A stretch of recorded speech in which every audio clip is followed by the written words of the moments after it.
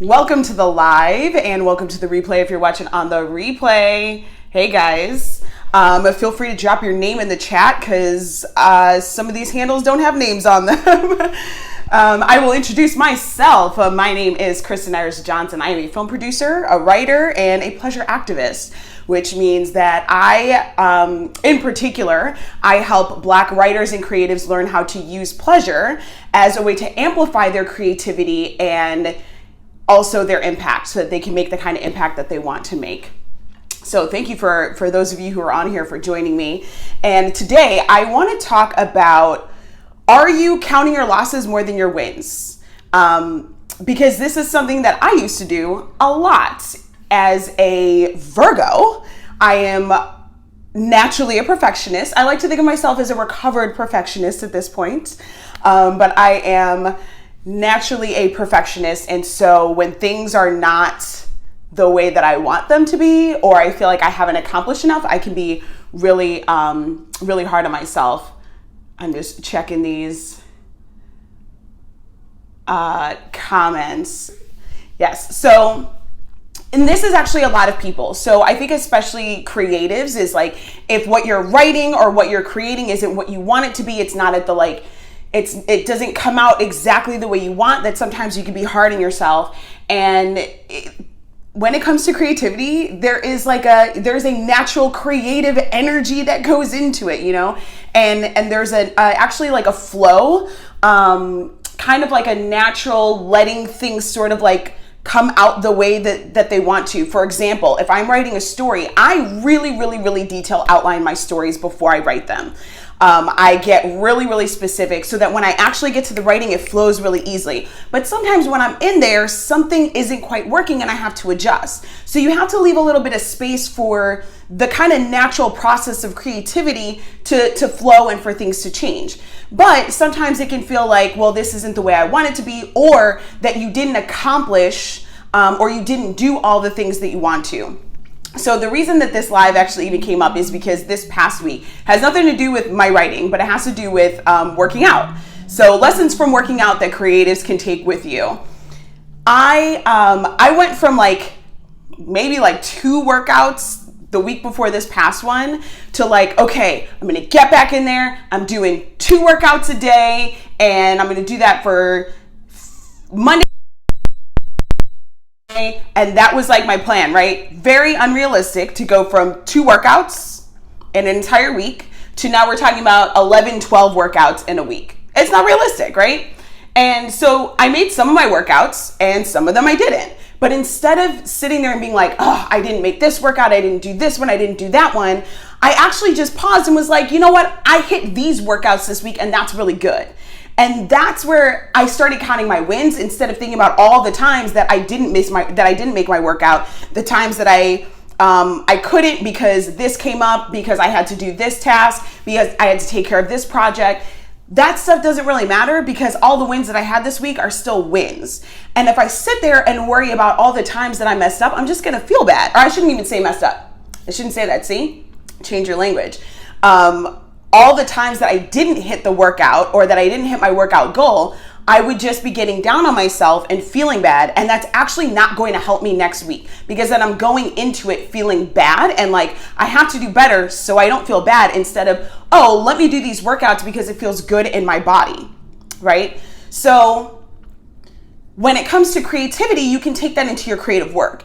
Is maybe as writers, I know there are a couple of writers on here, maybe as writers, you're okay, I'm gonna write for an hour every day. And maybe you only wrote for 20 minutes for 2 days, but you still wrote for 20 minutes for 2 days, right? So you can still celebrate that. That's still something that is that progressed. It's still something that moved you forward. And when you focus on, okay, I did 20 minutes 2 days last week, maybe this week I'll do 3 days that are 20 minutes. It gives you something to build on instead of just getting yourself down because you didn't do what you had planned to do or wanted to do or expected to do or life got in the way.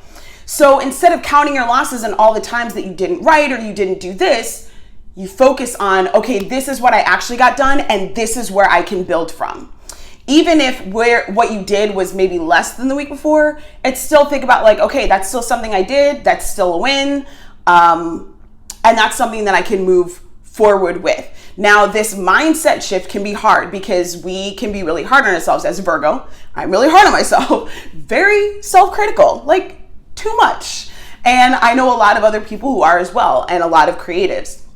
So you have to actually, it's like training yourself. You have to actually practice this, because the habit you might be in is, oh crap, I suck, I didn't do this. That might be your habit, is now I'm berating myself. And you have to actually learn how to catch yourself in that behavior and stop it, and then change it up. Like, you have to, if you find yourself talking down to yourself about, I didn't do this, I didn't do that, that is where you have to catch yourself and be like, you know what, this isn't helpful for me right now. What did I get done? What did I accomplish? How did I progress? And you're literally changing in the moment. You're retraining yourself to see the wins instead of the losses. And that retraining, that changing it up, it becomes a habit, it becomes a pattern that then over time, it's easier to be like, okay, well, these are the things that I did. Maybe there's areas where I can improve, and to go from there, instead of having to pull yourself out of this like berating spiral that you might be in.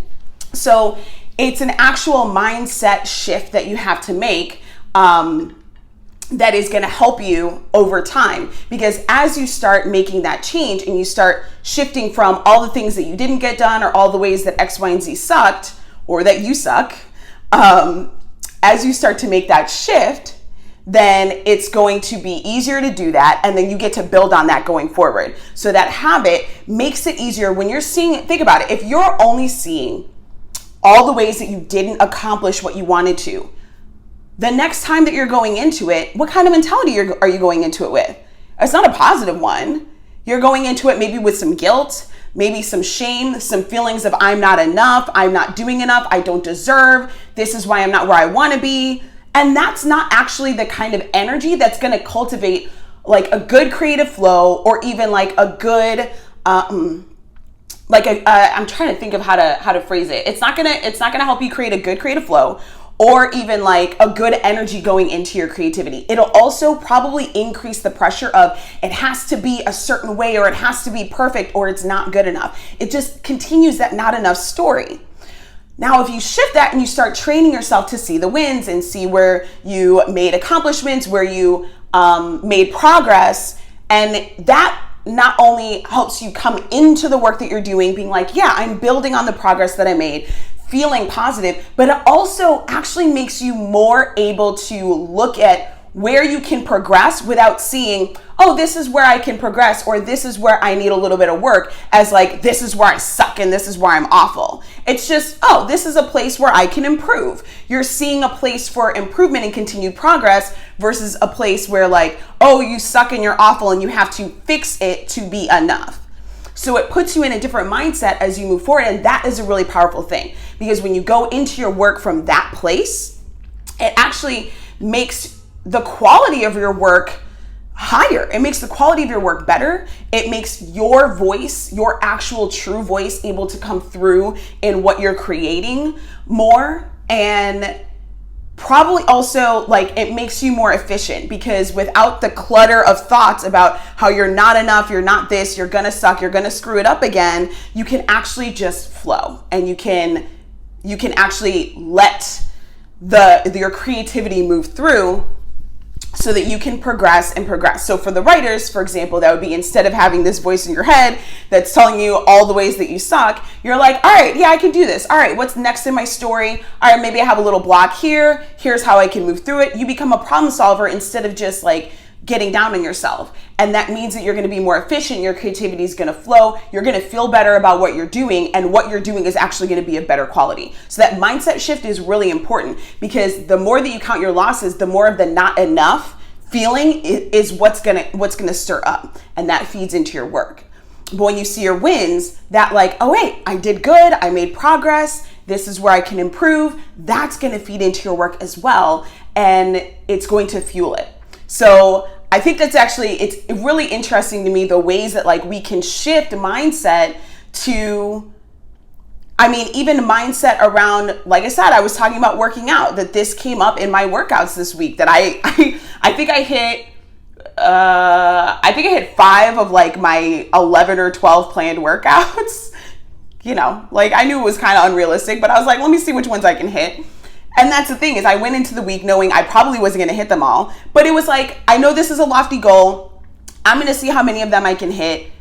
Let's just do this. And then I did find that there were days when I was like, man, I didn't hit that workout. I didn't have time, or I'm tired, like I'm dragging today. And I was like, you know what? This isn't helpful, because I hit my workouts yesterday and that's more than I did last week. And I'm going to hit my workouts tomorrow. And then I did. I hit them the next day. And then, you know, so like I was able to pull myself out of that when I saw that old pattern coming up. And I was like, no, that's not helpful, because I knew I wasn't going to hit my workouts, and I set them so that I could still at least go for it and see what happened. And what happened is I hit many of my workouts. Hey, so I hit some of them. I didn't hit all of them, but I hit like about half-ish, a little less than half. So when you take things like that mindset that maybe doesn't have anything to do with creativity and you bring it into your creative work, it starts to open up how you approach your creative work and what comes out of your creative process. And that also starts to shift how you are able to then bring your creative work into the world for other people to engage with, which means that you are able to make an impact with that work as people interact with it. So I hope this is helpful for you guys. Let me know. You can put in the comments if you're watching on the replay. You can comment on the post in the replay. And then I also want to let you know that I have, for Black creatives, a free workshop. I just put it down there in the chat. It is a free workshop called Step Into Your Black Creative Power. And it really helps you to kind of address and I don't want to say battle, but it helps you address that not enoughness story and start to understand where it comes from and start to break it down and dismantle it so that you can step into your creative power without all that dialogue in your head that's telling you how you're not enough in ways that may not have anything to do with your creative work. So you can get that at kristeniris.com/powerws, or click the link in my bio if you're on Instagram. I'm just checking the comments here. There's an experiment done where it was easier to solve a math problem when it was framed as a loss than as a gain. So there seems to be some evolutionary wiring too. That's interesting. Okay. Because there used to be a lot more there used to be a lot more danger for us, like tigers attacking us. Yeah, that's okay. That makes sense. Interesting. All right. Thank you guys for joining me again. You can go get the free workshop at the link in my bio. Step into your Black creative power at kristeniris.com/powerws, or click the link in my bio. And, that way you can go, like I said, the workshop is totally free. I think it's about an hour or something like that. And it's going to take you through my steps on how to really start understanding that deeper story that's going on so that you can clear that out and really get more into your creative work so that you can make an impact and have the impact that you want to on the world. So thank you guys so much for joining me, and I will see you on the next live.